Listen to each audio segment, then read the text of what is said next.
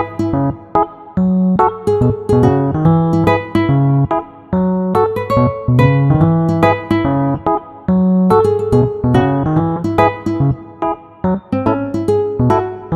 guys, welcome to our video. So, hari ini kita akan ngobrol santai bersama dengan teman-teman kita dari PPA. Kita akan membahas tuntas nih mengenai bagaimana singkong dan juga tumpukan limbah yang ada di sekitar kita bisa menjadi penyelamat pangan dan juga energi kita di masa depan. Sebelumnya perkenalkan, aku Nabila Dwi Cahyati. Aku Anis Fulelia. Jadi pada video kali ini kita akan membahas 3 topik. Topik yang pertama itu ada mocaf, yang kedua ada biogas, dan yang ketiga ada bioetanol. Nah, untuk membahas topik tersebut, hari ini kita sudah ditemani oleh 4 narasumber yang tentunya akan berbagi ilmu serta wawasannya. Narasumber pertama itu ada Rianti Valentina, yang kedua ada Apriliana Adi Fatimah, dan yang ketiga ada Ayu Lestari, dan yang keempat itu ada Rina Yuliana. Halo teman-teman semuanya. Halo. Oke, karena kita sudah perkenalan ya, kita langsung aja mungkin ya. Tadi kan sudah dijelaskan bahwa kita akan membahas mengenai pangan dan juga energi. Mungkin kita bahas mulai dari ketahanan pangan dulu kali ya. Boleh, silakan Anis. Oke, jadi yang pertama kita ulas dari perut dulu nih ya. Soalnya topik yang satu ini pasti deket banget sama kehidupan kita sehari-hari. Apalagi kita kan nggak bisa lepas ya dari yang namanya makanan. Nah, kali ini kita bakal bahas mocaf. Nah, dari teman-teman sendiri nih, sebenarnya definisi mocaf itu apa sih? Baik, izin menjawab. Mocaf sendiri itu merupakan singkatan dari Modified Cassava Flour atau yang bisa kita sebut sebagai tepung singkong yang termodifikasi. Nah, tepung ini itu terbuat dari bahan baku singkong, tetapi melalui proses pembuatan yang berbeda dari tepung singkong pada umumnya, yaitu tepung ini melalui proses fermentasi menggunakan sebuah mikroorganisme. Proses inilah yang membuat sifat tepung tersebut berubah menjadi lebih baik, seperti warnanya itu lebih putih, terus aromanya itu berkurang dan lebih mudah untuk diolah menjadi berbagai produk pangan. Oke, jadi pembeda antara mocaf sama tepung singkong biasa itu karena adanya proses fermentasinya ya? Iya, betul. Nah, kalau tadi kan kita udah tahu nih ya apa itu mocaf. Nah, sekarang sebenarnya gimana sih peran mikroorganisme dalam pembuatan mocaf ini? Baik, izin menjawab. Seperti yang kita ketahui, kalau mocaf itu kita menggunakan proses fermentasi. Dalam proses fermentasi pasti kita menggunakan mikroba. Nah, mikroba yang kita gunakan itu adalah bakteri asam laktat. Nah, bakteri itu dia punya enzim di dalam tubuhnya untuk memecah pektin sama selulosa yang ada di singkong. Nah, nama enzimnya itu pektise dan enzim selulose. Gunanya apa? Untuk memecah si pektin sama selulosa supaya mikrobanya itu atau bakterinya itu bisa memakan si gula yang ada di singkong. Untuk dia akan menghasilkan asam laktat yang kemudian dia bisa menetralisir aroma singkong supaya aromanya netral dan warnanya itu bisa putih atau menggradasi sama coklat. Oke, jadi kalau nggak ada bantuan dari bakteri asam laktat tadi, kualitas tepung mocafnya nggak bakal sebaik yang sekarang ya? Betul, karena di tepung yang biasanya itu misalnya kayak tepung gaplek itu kan warnanya dia coklat, terus aromanya juga dia agak ada aroma singkong. Sedangkan kalau mocaf ini dari proses fermentasinya dia bisa aromanya lebih baik dan dia gluten free. Oke, nah setelah mengetahui nih peran bakterinya, sekarang boleh nggak teman-teman jelaskan proses pembuatannya mocaf ini? dari singkong yang awalnya cuma gitu aja bisa sampai jadi tepung mokaf. Boleh sharing-sharing? Baik, izin menjawab. Jadi langsung aja proses pembuatan mokap ini cukup simpel. Pertama itu dimulai dari pemilihan singkong segar. Setelah itu dilanjutkan dengan pengupasan dan pencucian singkong. Nah, setelah itu singkong tadi dipotong kecil-kecil. Nah, setelah itu singkong yang sudah dipotong kecil-kecil itu kita rendam pakai air sampai semuanya itu tenggelam. Nah, setelah itu difermentasi dengan ditambahkan bakteri asam laktat tadi dan didiamkan selama 24 jam sampai ada buih-buihnya gitu. Nah, setelah difermentasi, buih-buih itu menandakan bahwa bakteri asam laktat itu aktif. Jadi setelah difermentasi tadi dilas, kemudian dikeringkan menggunakan oven hingga kadar airnya itu berkurang. Nah, setelah kering, kemudian kita giling dan kita ayak sampai menghasilkan tepung mokaf yang lembut dan berkualitas tinggi, seperti itu. Baik. Nah, dari semua tahapan yang sudah Ayu sebutkan tadi, menurut Ayu nih ya, tahapan mana yang paling menentukan kualitas mokafnya itu? Menurut aku, tahapan yang paling penting itu di tahap fermentasinya, karena jika kontrol waktu, kebersihan, dan kualitas titer mikroba pada proses fermentasi ini gagal, maka tepung yang dihasilkan itu tidak akan memenuhi standar mokaf dari kualitasnya, seperti itu. Oke, jadi itu tadi ya tahap-tahapannya. Nah, kalau proses fermentasinya itu berhasil, perubahan apa saja yang terjadi pada mokaf ini?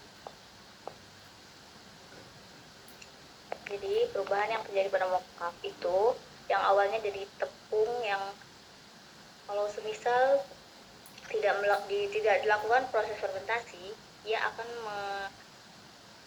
mempengaruhi warna yang mana nanti tepungnya menjadi berwarna kuning dan berbau tengik seperti gaplek. Makanya dilakukan proses mokaf ini agar ia memiliki kualitas yang lebih baik dan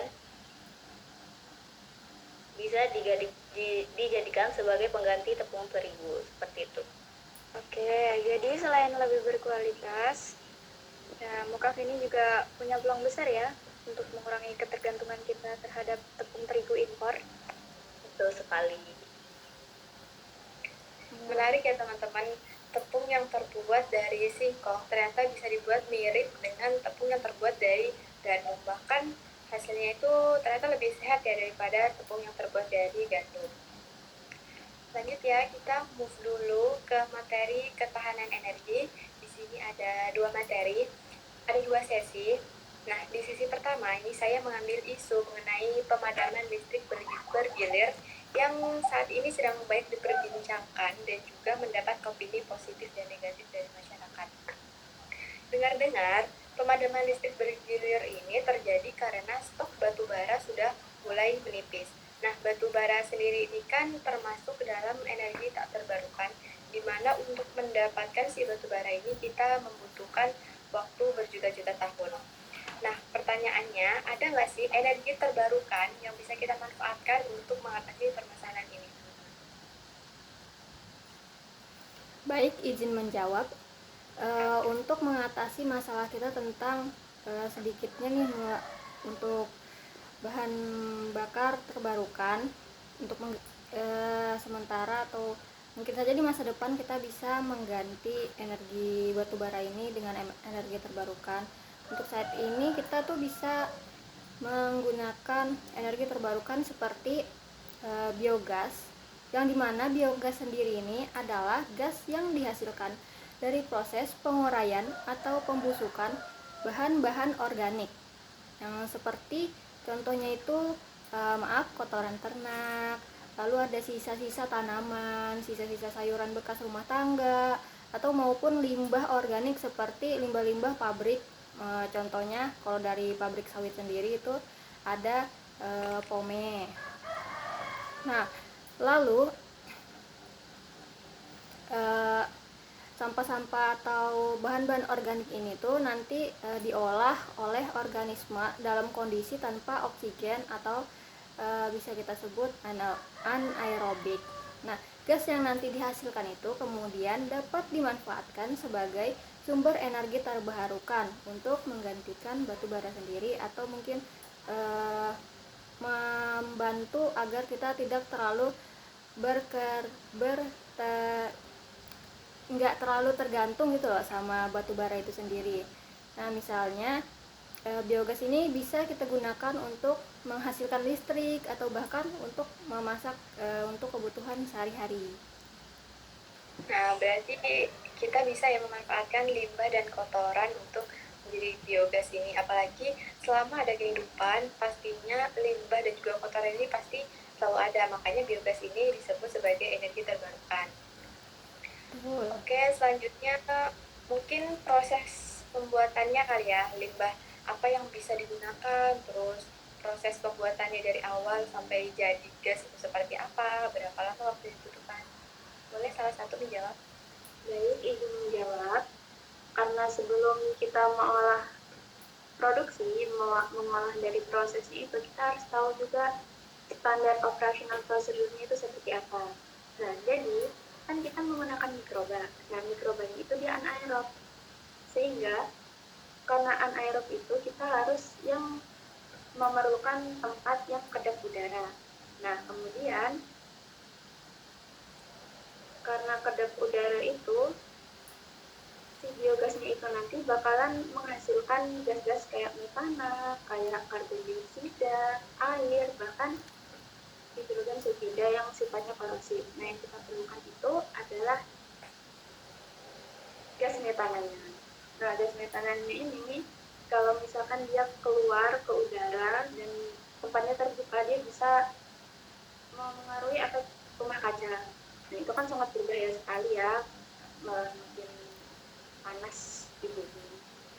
Jadi yang pertama itu anaerobik, tempatnya harus kedap udara, suhunya juga dia harus mesofilik, nggak boleh ketinggian, nggak boleh terlalu turun, karena dia itu sangat sensitif sekali mikrobanya.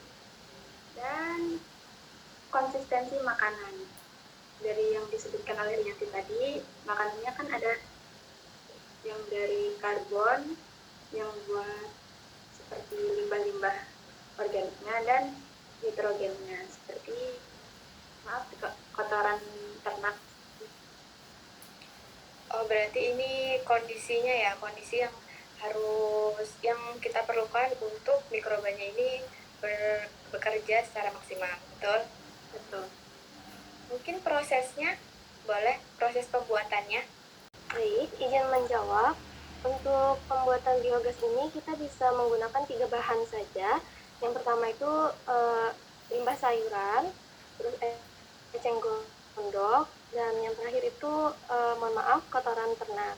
Nah, waktu praktikum kita itu eceng gondok dan sayuran itu kita potong kecil-kecil atau dihaluskan. Nah, setelah itu kita masukin ke dalam botol dan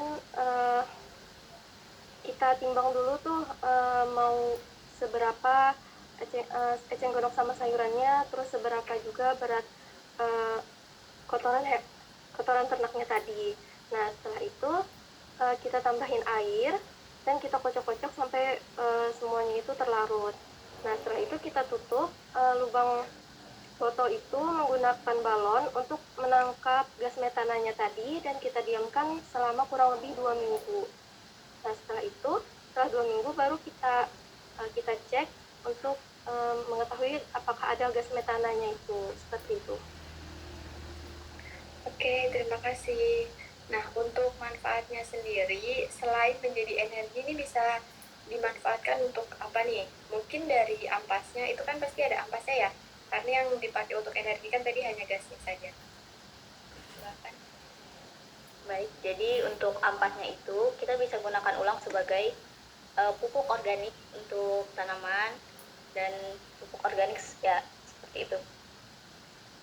Oh, berarti digunakan untuk pupuk ya. Tadi mungkin kalau di perusahaan sawit ya, itu kan tadi pakai pome, terus pomenya diolah menjadi biogas, terus ada ampasnya dan ampasnya bisa dibuat pupuk seperti itu. Jadi berkelanjutan. Oke, kita lanjut ke sesi kedua. Ini mengenai bahan bakar yang saat ini ya kita sedang mengalami masalah yaitu kenaikan harga BBM dan jujur Pertamax sudah dicari. Nah, dari problem ini teman-teman pasti sudah punya jawaban ya. Boleh kita kenalan dulu nih sama energi alternatif yang bisa kita manfaatkan untuk bahan bakar sekarang. Baik, izin menjawab untuk energi alternatif yang bisa kita gunakan nih untuk meringankan kita dalam bahan bakar pertamax yang saat ini sedang naik. Sebenarnya di beberapa daerah sudah menerapkan sistem ini, tapi saya belum melihat ya secara langsung bagaimana sistemnya. Jadi itu tuh dilakukannya pencampuran bioetanol dengan bahan bakar fosil yang saat ini sedang diperjualbelikan. Tapi pencampuran bioetanolnya sendiri itu tidak langsung banyak gitu loh, karena saat ini mesin-mesin yang ada yang tersebar di Indonesia saat ini tuh masih belum cukup untuk bisa menahan akibat dari bioetanol sendiri. Jadi hanya menggunakan sekitar 5%-nya gitu dari bioetanol. Nah, untuk bioetanol sendiri itu sebenarnya adalah etanol atau alkohol yang berkadar tinggi yang dihasilkan dari proses fermentasi suatu bahan-bahan alami. Nah, bahan-bahan alaminya itu sendiri mengandung gula, pati, atau selulosa seperti tanaman tebu, jagung, ataupun singkong. Nah, setelah melalui proses pemurnian, bioetanol itu baru dapat dimanfaatkan sebagai bahan bakar cair yang lebih ramah lingkungan dan bisa menjadi alternatif dari pengganti dari Pertamax atau bensin. Oke, berarti kalau untuk di Indonesia sendiri penggunaan bioetanol ini rencananya akan dicampur gitu ya dengan bensin yang biasa. Benar, karena saat ini mesin-mesin di Indonesia tuh masih belum cukup memadai untuk bisa benar-benar menahan bioetanol sendiri, karena bioetanol itu agak sedikit bersikap korosif. Jadi hanya sambil menunggu mesin-mesin di Indonesia tuh bisa cukup memadai ya, jadi hanya baru dilakukan pencampuran saja. Oke, terima kasih jawabannya.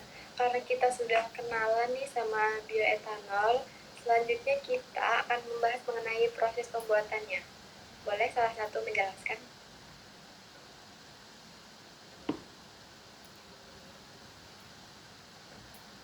Izin menjawab, untuk proses pembuatan bioetanol ini cukup mudah, tapi lumayan memakan waktu yang cukup lama. Jadi kebetulan kemarin itu kita menggunakan bahan singkong. Nah, jadi tahap pertama itu kita kupas dulu singkongnya. Setelah itu kita cuci bersih. Setelah itu kita haluskan, bisa dengan cara di blender sampai hancur. Nah, setelah itu kita campur dengan air biar teksturnya itu jadi kayak bubur suspensi pati seperti itu. Nah, karena singkong itu kan bentuknya pati, kita nggak bisa langsung fermentasi. Jadi kita harus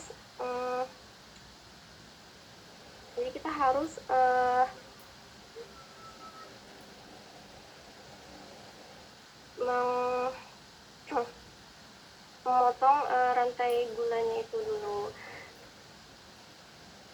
dengan cara kita tambahkan asam HCl ke dalam bubur singkong tadi, terus kita panaskan.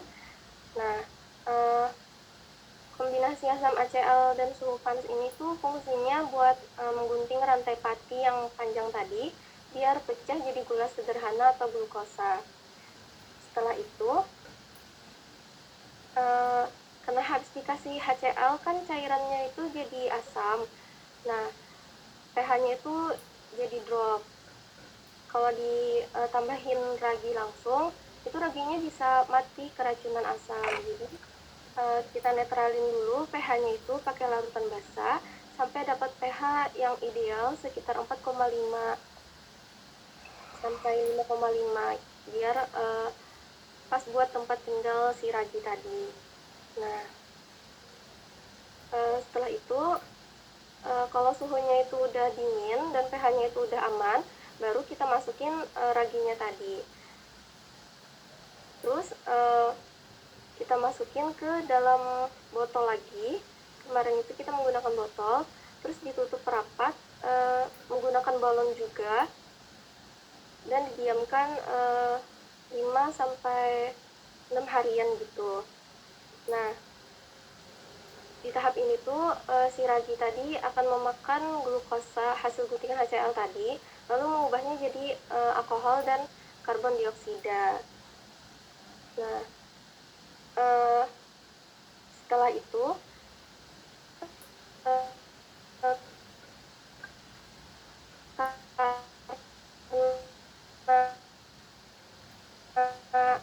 nah, karena kan titik di alkohol itu lebih rendah dari air, jadi alkoholnya itu bakal menguap terus menjadi cairan bioetanol murni seperti itu. Oke, jadi lagi-lagi ini merupakan proses fermentasi yang melibatkan mikroba ya. Nah, pertanyaan saya sama seperti sebelumnya. Sebenarnya apa yang dilakukan mikroba tersebut sehingga bisa mengubah singkong yang biasanya kita ngertinya singkong ini cuma bisa dimakan nih, ternyata bisa menjadi bahan bakar gitu. Apa yang mikroba lakukan selama proses fermentasi berlangsung? Baik, izin menjawab. Nah, jadi untuk membuat bioetanol itu kita menggunakan mikroba yang dia itu mikrobanya sama kayak pembuatan tape, yaitu Saccharomyces cerevisiae. Nah, bakteri ini dia akan memecah lignin, terus hemiselulosa, dan kemudian dia akan memakan selulosanya. Nah, karena memakannya itu, dia bisa memecah dia nanti akan memecah rantai karbon kompleks untuk menjadi rantai karbon yang sederhana, yang menjadi glukosa. Nah, kemudian analoginya itu ada 6 balok. Yang 6 balok itu rantai karbonnya ya. Nah, dia itu nanti akan memecah, yaitu si pemecahnya itu enzim pirufat untuk menjadi 2 balok. Nah, kemudian ada enzim lagi yaitu PDC. Nah, dia itu akan mengambil 1 balok sebagai karbon dioksida dan 2 baloknya lagi akan menjadi alkohol atau etanol itu. Oke, terima kasih ya jawabannya. Mungkin dari Anis ada yang mau ditanyakan? Mungkin sudah cukup ya. Dari teman-teman ada yang ingin ditambahkan lagi mungkin? Ada yang menyampaikan pendapatnya? Bagaimana? Apakah sudah cukup? Sudah cukup.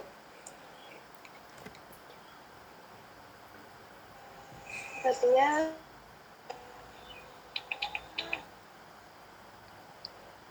Oke, berarti pembahasan kita selesai sampai sini.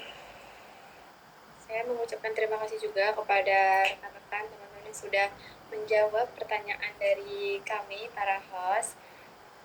Terima kasih juga, ini materinya sangat bermanfaat apalagi untuk saya jadi tahu oh ternyata mikroorganisme lain tuh punya peranan penting gitu di dalam hidup kita ya. Mungkin Andis ada yang mau disampaikan lagi? Mungkin itu saja ya. Jadi pembahasan hari ini cukup menarik dan cukup memberikan kita informasi yang awalnya kita nggak tahu, jadinya tahu. Semoga obrolan santai hari ini bisa menambah wawasan buat teman-teman tentang pentingnya mikrobiologi industri. Dan terima kasih kepada seluruh narasumber yang telah berbagi ilmu serta pengalaman-pengalamannya. Terima kasih juga kepada penonton yang sudah menonton podcast kita hari ini. Mungkin videonya sampai sini aja. Sampai jumpa di video selanjutnya.